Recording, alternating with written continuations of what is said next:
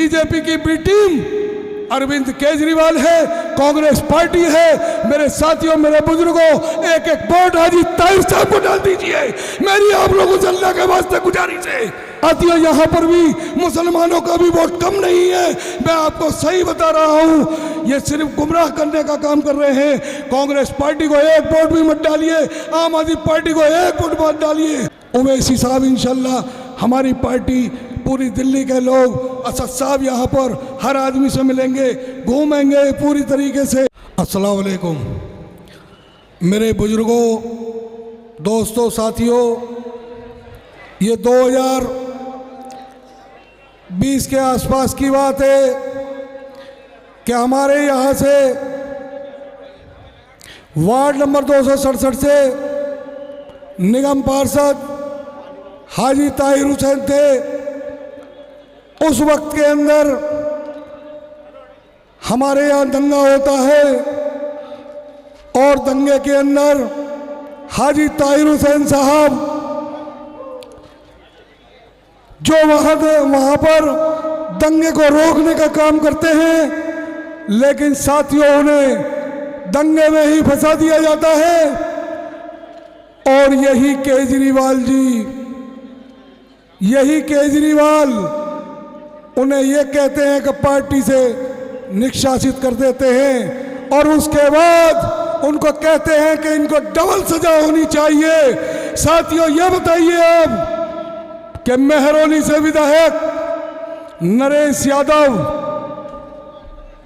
जो पंजाब के मलेरकोटला के अंदर हमारे कुरान की बेअदबी करता है, उसे ना तो ये अरविंद केजरीवाल पार्टी से निकालते हैं और ना डबल सजा की बात करते हैं। उसके बाद उसे 2 साल की सजा होती है और 11,000 रुपये जुर्माना होता है, लेकिन इन्होंने उसको ना निकालने का काम किया। उसके बाद अब जो लिस्ट आई है, आपने देखा होगा, उस लिस्ट में उस नरेश यादव का नाम भी वहां से आया है कि ये हमारी पार्टी से विधायक का चुनाव लड़ेंगे।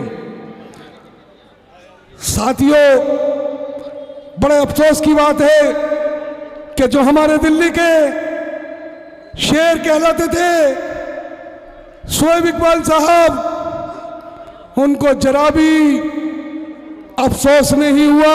अगर उनको अफसोस होता तो वो ये कह देते हम आज ही पार्टी छोड़ते हैं और अरविंद केजरीवाल की पार्टी से चुनाव नहीं लड़ेंगे, चाहे हम आजाद लड़े या मजलिस से लड़े या मुस्लिम लीग से लड़े, किसी से भी लड़े, लेकिन हम दूसरे दल से जीत कर आएंगे।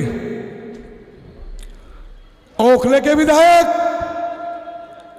अमानत भाई कहते थे कि मैं कौम की लड़ाई लड़ता हूं, मैं ओखले की लड़ाई लड़ता हूं, लेकिन वही अमानत भाई अभी तक उन्होंने भी ऐसा नहीं किया कि ये रहा आपका टिकट, अब मैं आपकी पार्टी को आज छोड़ता हूं।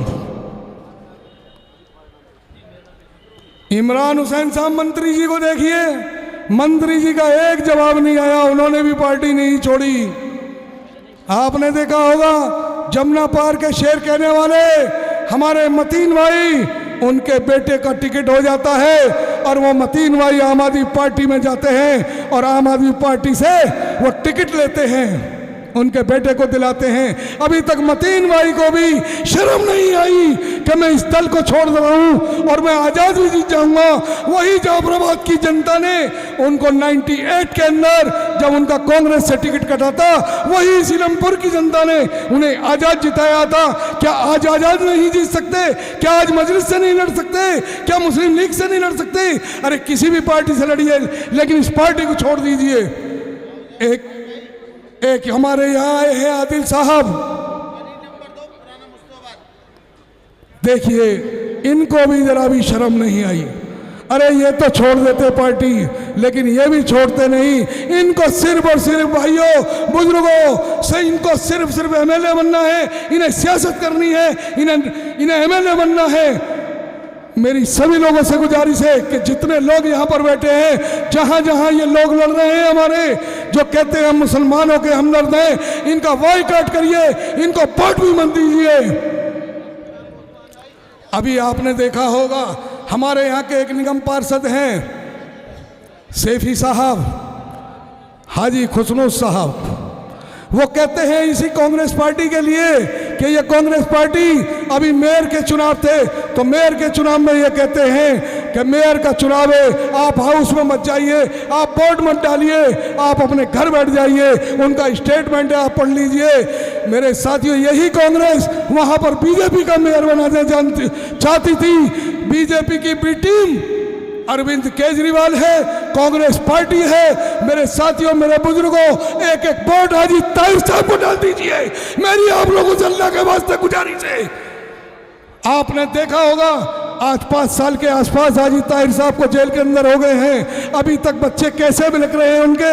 उन्होंने अपने माँ बाप को नहीं देखा है। हमने ईदों पे कपड़े पहने हैं, हमने खाने खाए हैं, हम रात को अपने पापा से बात करते हैं, बड़ी हमदर्दी से बाप हमारा सर पर हाथ रखता है।